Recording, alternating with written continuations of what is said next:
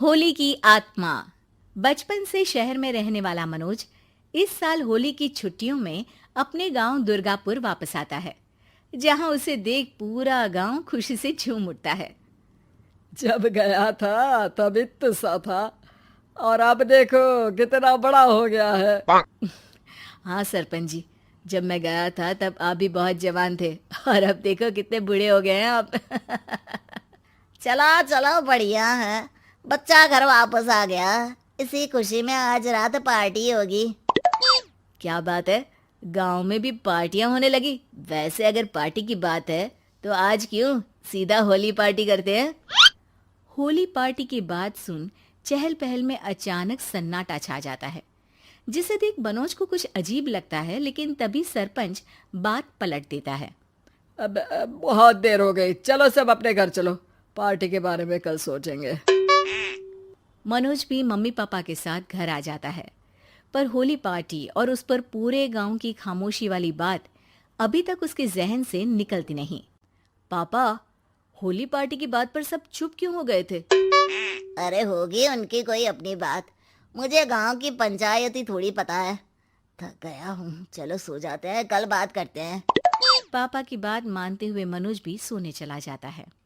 आज तो छुपा लिया, लेकिन हफ्ते बाद जब होली का दिन आएगा तब इसे कैसे रोकोगे?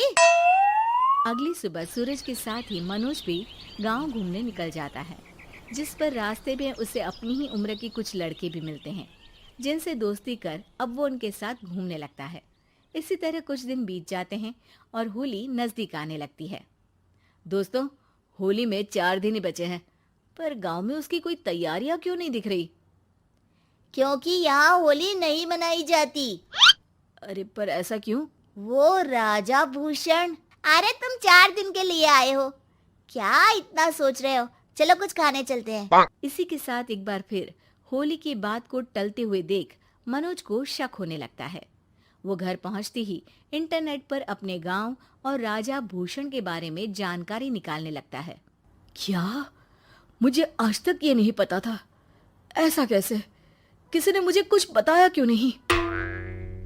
सारी जानकारी लेने के बाद मनोज गांव वालों या अपने मम्मी पापा से कुछ पूछे बिना खुद ही उसकी सच्चाई के बारे में छानबीन करने लगता है, जिसके चलते वो राजा भूषण की हवेली में पहुंचता है। वाह, क्या हवेली है यार। पर क्या यहाँ सच में कोई भूत है? हेलो भूत जी, कोई है क्या? हम इस साल गांव में होली सेलिब्रेट कर रहे हैं, क्या आप उस पर थोड़ा इंटरव्यू देंगे? मनोज के ऐसा बोलते ही गांव में तूफान उठ जाता है और हवेली में रखी सारी चीजें हिलने लगती है। एक अदृश्य शक्ति मनोज को धक्का देकर हवेली से बाहर निकाल दरवाजा बंद कर लेती है। ये सब देख मनोज हैरान रह जाता है। क्या अभी मुझे हवा ने धक्का देकर बाहर निकाल दिया? मेरे होते हुए इस गांव में कभी होली नहीं मन सकती, इसलिए दोबारा ऐसी कोशिश भी मत करना, अंजाम बुरा होगा। आवाज सुन मनोज हैरानी से इधर उधर देखने लगता है, पर उसे कोई दिखाई नहीं देता। वो गांव वापस आ जाता है, जहां तूफान की वजह से सब कुछ तहस महस हो चुका होता है। आखिर ये तूफान आया कैसे? ना ऐसा कोई मौसम था और ना ही हमने होली का त्योहार मनाने की बात की थी। सरपंच की बात पर कोई रिएक्शन दिए बिना मनोज चुपचाप अपने घर चला जाता है। इस तरह देखते ही देखते होली का दिन भी आ जाता है और मनोज रंग लेकर गांव में निकल जाता है, लेकिन गांव पूरी तरह खाली होता है। अरे त्योहार का दिन है, धूमधाम की जगह मातम क्यों मनाया हुआ है? मनोज की आवाज सुन सब अपने घर की खिड़कियां खोल के घर के अंदर से ही उसे वापस जाने के लिए कहने लगते हैं, पर वो किसी की नहीं सुनता। तुझे पहले भी समझाया था, अगर होली खेलने की कोशिश भी की तो अच्छा नहीं होगा। अरे बात मान लो बेटा, तुम्हें सच नहीं पता। मुझे सब पता है। सालों पहले इस राजा ने एक अंधविश्वास फैलाया और आप लोग आज तक उसे मानते आ रहे हो। अरे बेटा, जब तुम पैदा भी नहीं हुए थे उससे भी बहुत पहले से इस गांव पर होली का श्राप है। अगर गांव में होली का त्योहार मनाया जाता है तो प्रलय आना पक्की बात होती है। राजा भूषण इस सब में नहीं मानते थे और त्योहार मनाने लगे, जिसके चलते होली वाले ही दिन पहले उनके बेटे की और फिर उनकी मृत्यु हो गई। तभी से गांव की रक्षा के लिए उनकी आत्मा उस हवेली में रह रही है। सबकी बातें सुन मनोज उलझन में पड़ जाता है।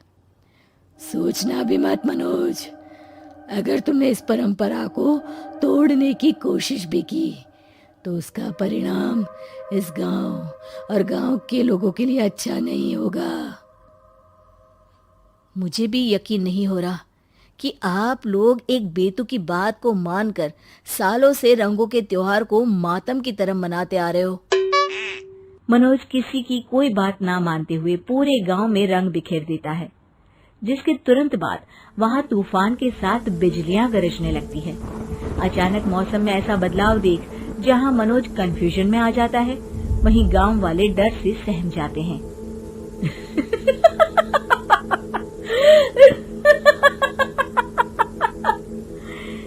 इस लड़के ने हमारे जैसे सिर्फ अपने स्वार्थ के लिए नहीं बल्कि पूरे गांव की खुशियों के लिए यहाँ होली मनाई है, जिस वजह से अब इस गांव पर होली का श्राप टूटता है।